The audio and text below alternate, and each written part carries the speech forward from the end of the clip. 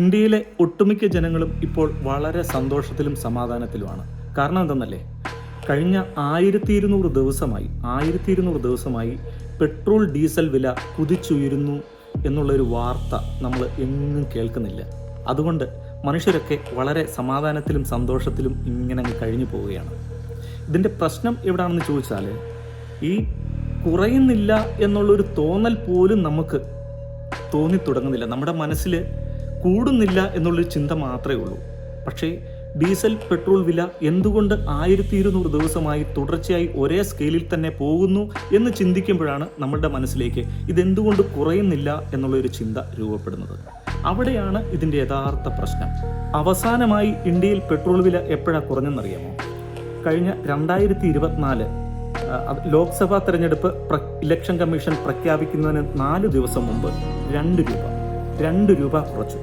അന്നാണ് അവസാനമായി 2024 ഇലക്ഷൻ പ്രഖ്യാപിക്കുന്നതിന് 4 ദിവസം മുമ്പ് 2 രൂപ കുറച്ചു. അതാണ് ലാസ്റ്റ് കുറവ്.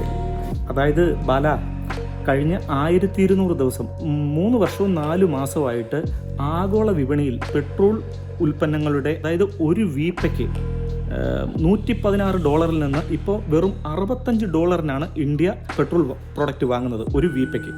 അപ്പോൾ പ്രത്യേകിച്ചും റഷ്യയിൽ നിന്ന് വളരെ വില കുറച്ച് ഇന്ത്യക്ക് വേണ്ട 40% പെട്രോൾ പ്രൊഡക്റ്റും ഇന്ത്യ വാങ്ങുന്നത് റഷ്യയിൽ നിന്നാണ്.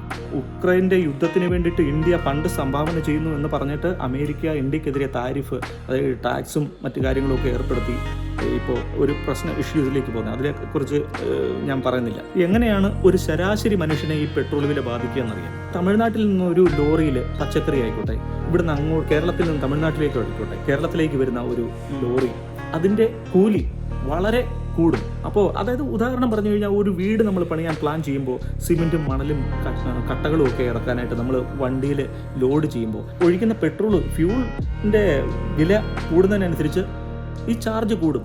അങ്ങനെ നോക്കുമ്പോൾ നമ്മളൊരു വീട് പണിയാൻ പ്ലാൻ ചെയ്യുന്ന ഒരാൾക്ക് ഈ പെട്രോൾ ചാർജ് നമുക്ക് ഇപ്പോൾ ഇന്ത്യയിൽ കിട്ടുന്നത് 60-70 രൂപയ്ക്ക് കൊടുക്കാൻ പറ്റുന്ന ഒരു സ്രോതസ്സിലാണ് ഇപ്പോൾ ഇന്ത്യ പോകുന്നത്. പക്ഷേ അത് നമുക്ക് കിട്ടുന്നില്ല. അങ്ങനെ 60-70 പോട്ടെ 80 രൂപയ്ക്ക് കിട്ടാൻ പാകത്തിനാണ് ഇപ്പോഴത്തെ ഇന്ത്യയിലെ പെട്രോൾ വില. കാരണം വീപ്പയ്ക്ക് 65 രൂപ, 116 ഉള്ളിടത്തുനിന്ന് ഇപ്പോൾ 65 രൂപയ്ക്ക് വാങ്ങുമ്പോൾ എങ്ങനെയാണ് നമ്മളെ മിസ്യൂസ് ചെയ്യുന്നത്, ഒരു മനുഷ്യനെ കബളിപ്പിക്കുന്നത് എങ്ങനെയാണെന്ന്. അതിപ്പോൾ ഈ സർക്കാരല്ല, ഏത് സർക്കാർ വന്നാലും. ഉദാഹരണം പറഞ്ഞാൽ മൻമോഹൻ സിംഗിൻ്റെ കാലത്താണല്ലോ പെട്രോൾ വില പെട്രോളിയം കമ്പനികൾക്ക് ഉയർത്താനും താഴ്ത്താനും ഒക്കെയുള്ള അവകാശം കൊടുത്തത്. ഒരിക്കലും താഴില്ല. ഡീസലിൻ്റെ വില BJP സർക്കാരും കൊടുത്തു. ഇനിയിപ്പോൾ അടുത്ത വരുന്ന സർക്കാർ ഇവർക്കൊക്കെ ഈ വലിയ വലിയ കോർപ്പറേറ്റുകൾക്ക് പിന്തുണ കൊടുക്കുകയല്ലാതെ അവരിൽ നിന്ന് സാധാരണ ജനങ്ങൾക്ക് ഇതിൽ നിന്ന് എന്താണ് പ്രയോജനം?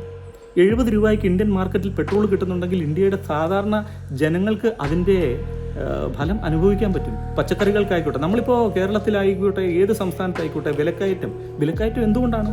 ഈ പെട്രോൾ പ്രൊഡക്റ്റിൻ്റെ വിലയനുസരിച്ചാണ്. അതാണ് വണ്ടി ഇല്ലാത്ത ഒരു മനുഷ്യനെ ഇതെങ്ങനെ ബാധിക്കുന്നു എന്ന് വരുന്നിടത്താണ് ഈ പ്രശ്നം.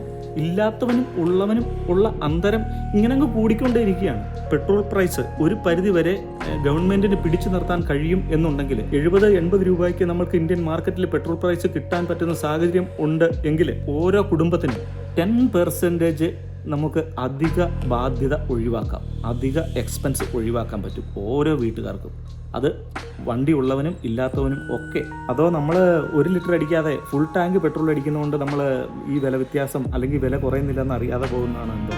നമ്മൾ അനുഭവിക്കേണ്ട പല കാര്യങ്ങളും നമുക്ക് കിട്ടാതെ വരുമ്പോഴുള്ള ഒരു രോഷമുണ്ടല്ലോ, അങ്ങനെ അത് ഇന്ത്യയിലെ ജനങ്ങളിൽ കാണുന്നില്ല. ഒരു ബന്ധമോ ഒരു ഹർത്താലോ ഒരു പ്രതിഷേധമോ ഒന്നും ഒരു ജനങ്ങളുടെ ഇടയിൽ നിന്ന് കാണുന്നില്ല. കാരണം നമ്മൾ കൂടുന്നില്ലല്ലോ എന്നുള്ള ആ ചിന്താഗതിയിൽ പോവുകയാണ്. പക്ഷേ കുറയുന്നില്ലല്ലോ എന്ന് നമ്മൾ ആരും ചിന്തിക്കുന്നില്ല.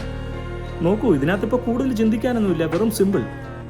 2.5 വർഷം മുമ്പ് $116 ഉണ്ടായിരുന്ന അസംസ്കൃത വസ്തുക്കൾ നമ്മൾ പുറത്തുനിന്ന് ഒരു വീപ്പയ്ക്ക് വാങ്ങുമ്പോൾ ഇപ്പോൾ വെറും 65 കിട്ടുമ്പോൾ, അതും റഷ്യയിൽ നിന്ന് വില കുറച്ച് 40%, ഇന്ത്യയിൽ ഉപയോഗിക്കേണ്ട 40% റഷ്യയിൽ നിന്ന് വളരെ വില കുറച്ച് വാങ്ങുമ്പോൾ എന്തുകൊണ്ട് പെട്രോളിൻ്റെ വില കഴിഞ്ഞ 4 വർഷമായിട്ടും ഇങ്ങനെ തുടർച്ചയായി ഒരേ സ്കെയിലിൽ തന്നെ പോകുന്നു എന്ന് ചിന്തിക്കുമ്പോൾ ഇനി അടുത്ത ഇലക്ഷൻ വരണോ? അടുത്ത ഇലക്ഷൻ കമ്മീഷൻ പ്രഖ്യാപിക്കുന്നതിന് 4 ദിവസം കാത്തിരിക്കണോ നമ്മൾ 2 രൂപ കുറയ്ക്കാൻ?